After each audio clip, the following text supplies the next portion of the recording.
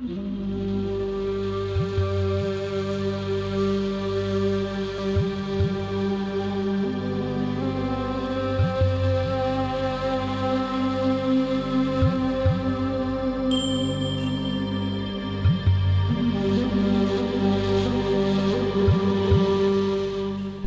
we have learned from the previous presentation on Buddhism, there are two major divergences or splits. Theravada, the little raft, is the largely unified tradition of Buddhism, and Mahayana, the great raft. Within Mahayana Buddhism, we find a number of subgroups or schools. The Pure Land sect is similar to Pauline Christianity in that it relies on faith. In this case, faith in the other power of the enlightened or awakened ones, or Buddhas, to carry the devotee to the pure land of the Western paradise. This paradise, while similar to Christian concepts of heaven, is not a geographical place, but a mystical experience.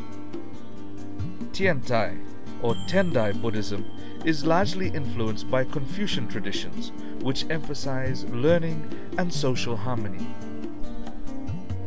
There are other smaller groups or sects within Mahayana Buddhism. There are also large schools located on this great raft, two of which are the focus of this presentation.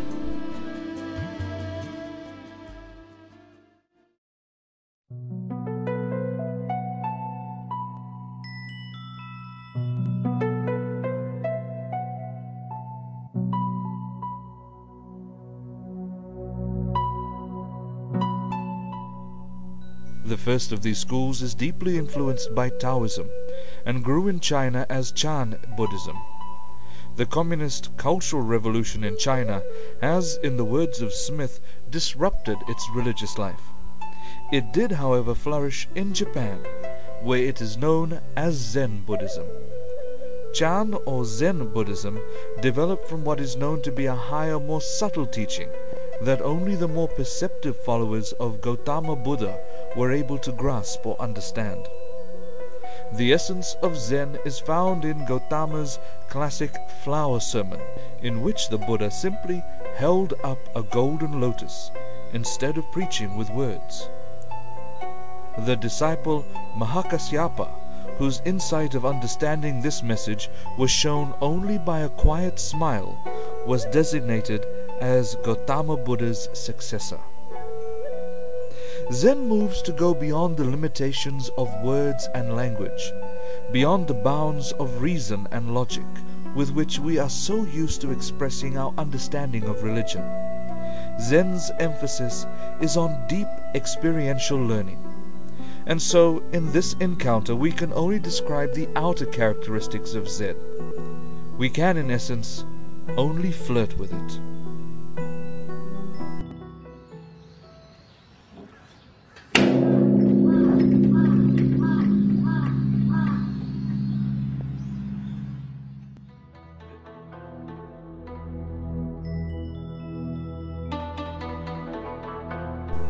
Zen is beyond texts or scripture. Zen is a path of mystic transformation which refuses to be locked inside a box of creedal, doctrinal religion. It follows the doctrine of no doctrine, in which texts and scripture serve only to reinforce the point that Zen cannot be equated with any verbal formula whatsoever. It seeks not to transmit theories or stories or information about enlightenment. It seeks to transmit enlightenment itself. The teachings of Zen are merely signposts and not to be mistaken as a destination.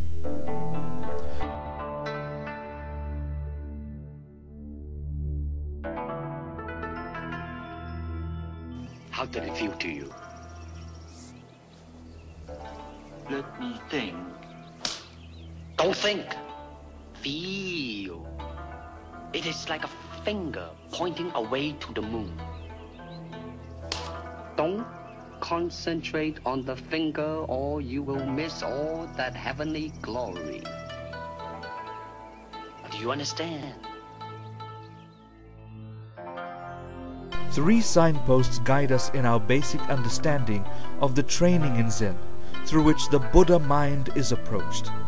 Zazen, Koan, and Sanzen. Zazen, meaning seated meditation, is the core activity in Zen training. Monks sit on raised platforms in the Indian style of lotus position, meditating for hours, through the days and even years, seeking to achieve the mystical experience of awaking the Buddha mind, so that they may connect it to their daily lives.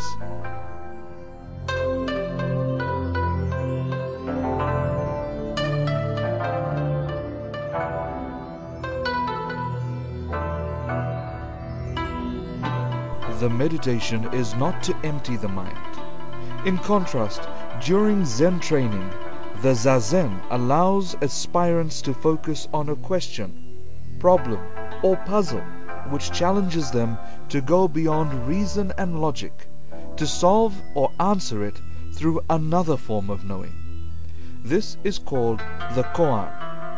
Its primary aim is to upset rational thinking to a point where real mystical experience or a flash of authentic first-hand insight is suddenly reached.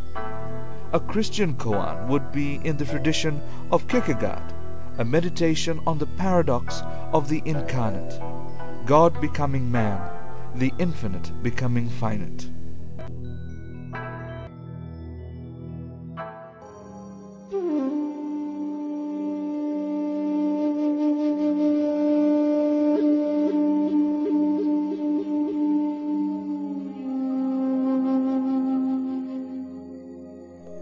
This struggle continues for as long as the student takes to solve or answer the koan, days, months, years.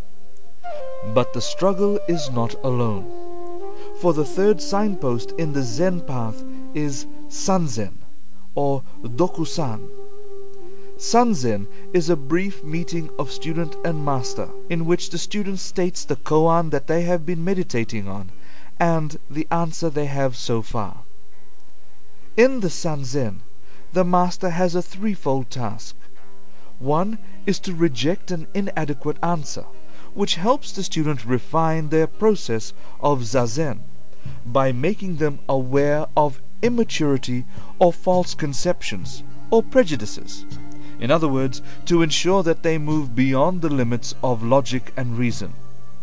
If the student, however, has attained the experience which enables understanding and answering of the problem, then the master validates the correct answer, although by this stage the student no longer needs validation. Thirdly, the master encourages and challenges the student to remain committed to this long and difficult process. This process leads to the Zen mystical experience known as Satori or Kensho. Satori, however, is not the end of the journey, but a stage to begin to practice Zen. The Zen practitioner then continues until the mystical experience and the material life merge, and the wonder of the Satori experience can flood the everyday world. The daily duties of life are understood as a manifestation of the infinite.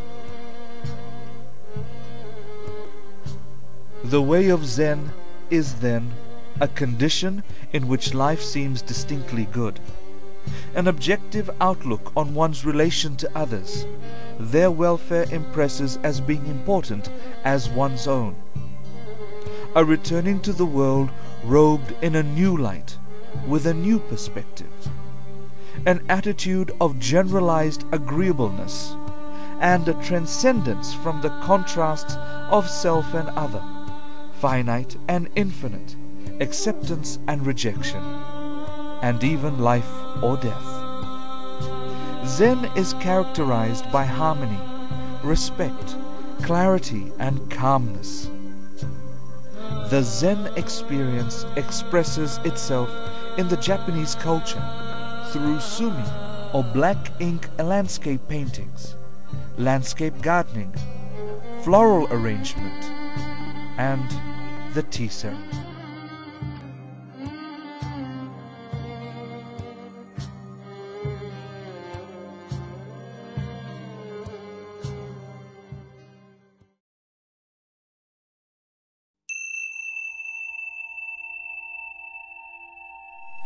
The second large school on the great raft of Mahayana Buddhism is sometimes considered to actually be a third path. Its origin can be found when Mahayana tradition transformed Buddha into a cosmic figure. This resulted in Indra, the Indian thunder god featured in the Pali Buddhist scripture, being absorbed by Buddhist spiritualism until Indra's thunderbolt, known as Vajra, a symbol of the power of nature, was transformed into the Buddha's diamond scepter, representing spiritual supremacy and the power of compassion. Vajrayana Buddhism's Indian roots are not just limited to Indra's thunderbolt. That which makes Vajrayana a distinct path, a third way in Buddhism, also originated in India during medieval Hinduism. Practiced in Japan as Shingon Buddhism, Vajrayana Buddhism was perfected in Tibet, when Buddhism in India was transmitted northward during the 8th and 9th centuries. This particular path of Buddhism is heavily influenced by the Hindu concept of Tantra. Tantra is a Sanskrit word with two roots. The first root is extension, implying Tantric texts contain secret Hindu knowledge for those initiated to extend their spirituality. The second root is related to the craft of weaving and implies interpenetration or intertwining. The Tantras are texts that focus on the interrelatedness of all things.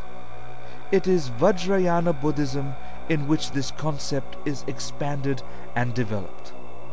This has taken place within the Vajrayana Buddhism specifically practiced in Tibet. Tibetan Buddhism is Tantric Buddhism. Tibetans claim that through Tantric Buddhism, a person may reach nirvana in a single lifetime. This intensive path makes use of all the energy contained within the human being, especially the latent kinetic energy of the human body, and channeling all of that energy into the spiritual task. Given Western civilization's interest in the energy of sex, Tantra has an overtly sexual connotation in the West, which comes from the sacramental use of the sex drive. However, this Western obsession, largely a result of its puritanical cultural taboos with the sexual aspects of Tantra, distorts the teachings, removing it from the rest of Tantric Buddhism. Smith points out that the concept of love experienced in sexual union is not unique to the Tantric tradition, but can be found in others, including the Judeo-Christian tradition in the Song of Songs, and the symbolism in the mystical marriages of Christ. Tantric Buddhism does not focus solely on sex as a spiritual experience, but recognizes its universality, sex as the method of creating life, as well as connecting with the divine when two people, passionately in love with each other, wanting to receive what the other wants to give, reach mutual climax, and in that moment experience oneness with each other and the Absolute. Here the point needs to be made that mutual love and respect is a proviso for the couple to have this spiritual epiphany. Tantric sexual practice is practiced on both spiritual and physical levels under the cautious supervision of a guru and as part of a spiritual discipline. The result of this practice goes beyond physical pleasure and towards ecstatic, egoless, beatific bliss in the realization of transcendent reality. This practice is done through art, visualization or fantasies, and overt sexual engagement, as only one of the 4 Tibetan priestly orders is celibate. This sexual practice is but one area of Tantric Buddhism. The general features of this path use the harnessing of physical energies through speech, vision, and gestures. Zen Buddhism uses stillness, while Tibetan Buddhism utilizes movements and sounds. Physical energy is channeled into currents that carry the spirit forward through mantras, which are chanted holy formulas in a unique vocal manner, mudras, stylized hand gestures, and mandalas, visual images and icons.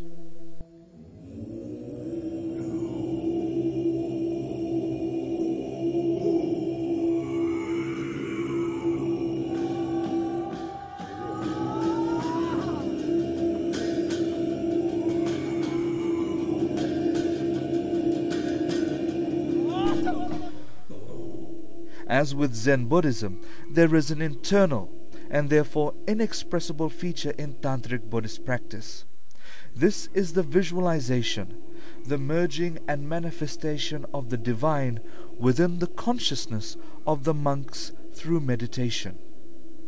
This meditation is originally done with the eyes closed, but masters of this skill are able to do so even with their eyes open. The monk is then in tune with the spiritual wavelength of the deity invoked. Tibetan Buddhism adds to its tantric practice a unique institution: the role of His Holiness the Dalai Lama as the incarnation of the celestial or divine principle, which we understand as compassion or mercy. The Dalai Lama is the Bodhisattva who in India was known as Avalokiteshvara, in China as Kuan Yin, the Goddess of Mercy, and in Japan Kannon. Known in Tibet as Chen Rezig, this Bodhisattva is believed to have been reincarnated over several centuries and is currently in this 14th successive incarnation. Through the Dalai Lama, a spiritual influence of which compassion is a defining characteristic flows and is transmitted to Tibetan people as well as all sentient beings. That's the wisdom side. Then respect others' interest, genuine sense of concern of others' well-being. That's the basis. So combine these two things, genuine spirit of dialogue can develop. As our brief affair with Zen and Tibetan Buddhism comes to an end, we are asked by Smith to look at the little raft, the big raft, which includes Zen, and even the diamond raft, as different ways to cross the same river. They are different aspects of the one, with a single revered founder from whom they derive their teachings, and a single metaphor to express them. When taken in this understanding, Buddhism can be seen as more than philosophy. It is a religion. The image of the raft or ferry crossing the river is an appropriate description of the path from this world, leading us away from the shoreline of the world we knew, our human world. Over the water we float, in the dharma or raft in which we have committed to make this journey, and with confidence in the sangha or order, which is the crew navigating the boat. On arriving on this new shore, we release the craft and crew on which we travelled, for we have reached our destination, the divine. Precepts and paths are now no longer necessary for us. There is also now no river or original shore, as we learn in the Prajnaparamita, or perfection of wisdom, that this worldly life is an activity of nirvana itself. Not the slightest distinction exists between them. Finally, we must fleetingly acknowledge the relationship between Buddhism and Hinduism in India.